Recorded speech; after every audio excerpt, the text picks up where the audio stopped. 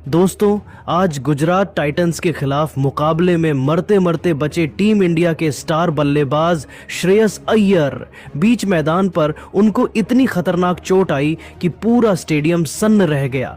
अय्यर की हालत देख फिजियो और डॉक्टरों की टीम आनन फानन में मैदान की ओर दौड़ पड़ी और खेल को काफी देर तक रोकना पड़ा। अय्यर के इस खौफनाक हादसे ने न केवल फैंस बल्कि विपक्षी टीम के खिलाड़ियों को भी झकझोर कर रख दिया। तो दोस्तों, आखिर कैसे श्रेयस अय्यर के साथ गुजरात के खिलाफ इस मैच में इतना दर्दनाक हादसा हो गया? श्रेयस अय्यर की स्थिति अभी कैसी है और क्या उस जानलेवा चोट के बाद वे दोबारा बल्लेबाजी करने के लिए मानसिक रूप से तैयार थे या नहीं?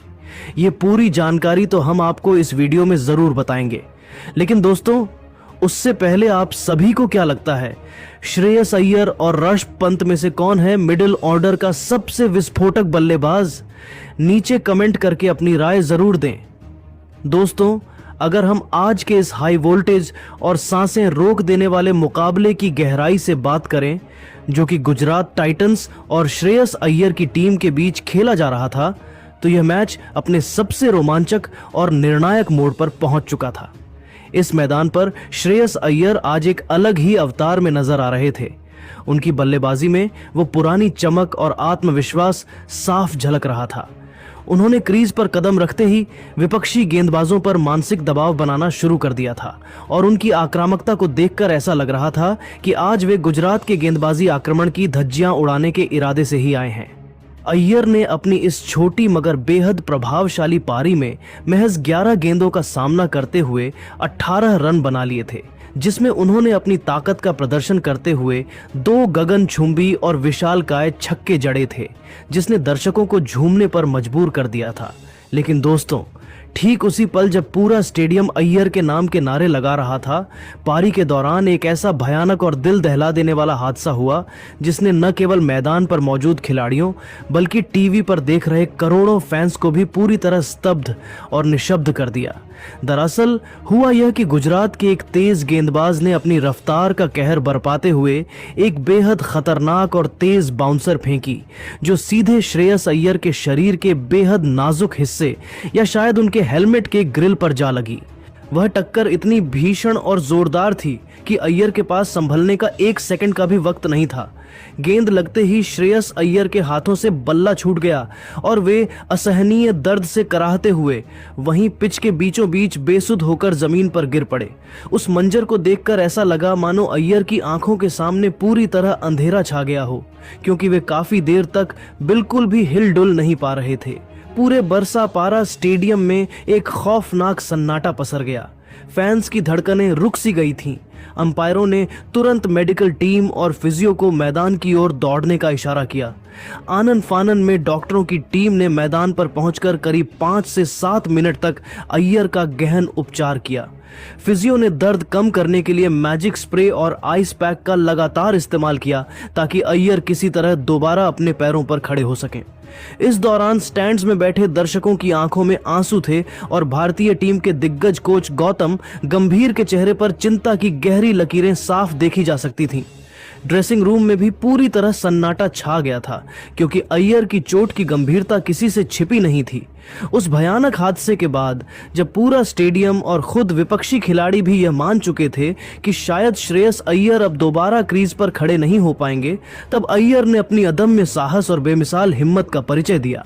असहनीय दर्द और शरीर में आए उस जोरदार झटके के बावजूद उन्होंने हार नहीं मानी और एक सच्चे योद्धा की तरह दोबारा बल्ला थामकर बल्लेबाजी करने का एक साहसिक फैसला किया। लेकिन दोस्तों, क्रिकेट के मैदान पर जितनी जरूरत शारीरिक शक्ति की होती है, उससे कहीं ज्यादा मानसिक एकाग्रता की आवश्यकता होती है। शायद उस जानलेवा चोट और शरीर पर हुए उस भीषण प्रहार ने श्रेयस अय्यर की एकाग्रता, कंसंट्रेशन को पूरी तरह से भंग कर दिया था।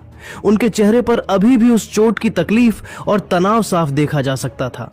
जैसे ही खेल दोबारा शुरू हुआ और अंपायर ने प्ले का इशारा किया, गुजरात टाइटंस के कप्तान ने गेंद प्रसिद्ध कृष्णा के हाथों में थमा दी। प्रसिद्ध कृष्णा ने अपनी पहली ही गेंद एक बेहद ही जेंटल हाफ वॉली फेंकी, जो आम तौर पर किसी भी सेट बल्लेबाज के लिए चौका या छक्का मारने का एक सुनहरा मौका होता है। श्रेयस अय्यर, जो अभी कुछ ही मिनट पहले उस जानलेवा चोट का गहन उपचार कराकर और फिजियो की मदद से बड़ी मुश्किल से खड़े हुए थे, उन्होंने इस गेंद की लेंथ को तो भांप लिया। उन्होंने अपने सिग्नेचर स्टाइल में इस गेंद को लेग साइड की दिशा में फ्लिक करने की एक जोरदार कोशिश भी की। गेंद उनके बल्ले के बीचों बीच टकराई तो जरूर, लेकिन दोस्तों, उस चोट के गहरे मनोवैज्ञानिक और शारीरिक असर के कारण अय्यर के हाथों में वो पुरानी ताकत और उस शॉट में वो सटीक टाइमिंग बिल्कुल भी नजर नहीं आई जिसके लिए वे पूरी दुनिया में जाने जाते हैं। उनकी एकाग्रता उस वक्त महज 10% भी नहीं बची थी। इसका घातक नतीजा यह हुआ कि जो गेंद बाउंड्री के पार 6 रनों के लिए जानी चाहिए थी, वह हवा में बहुत ऊंची तो उठी, लेकिन दूरी तय नहीं कर सकी। गेंद सीधे डीप स्क्वायर लेग की सीमा रेखा पर तैनात वॉशिंगटन सुंदर के हाथों में एक आसान से कैच के रूप में समा गई। प्रसिद्ध कृष्णा ने अपनी स्पेल की पहली ही गेंद पर श्रेयस अय्यर जैसे बड़े और खतरनाक बल्लेबाज का विकेट चटकाकर गुजरात टाइटंस की मैच में वापसी करा दी।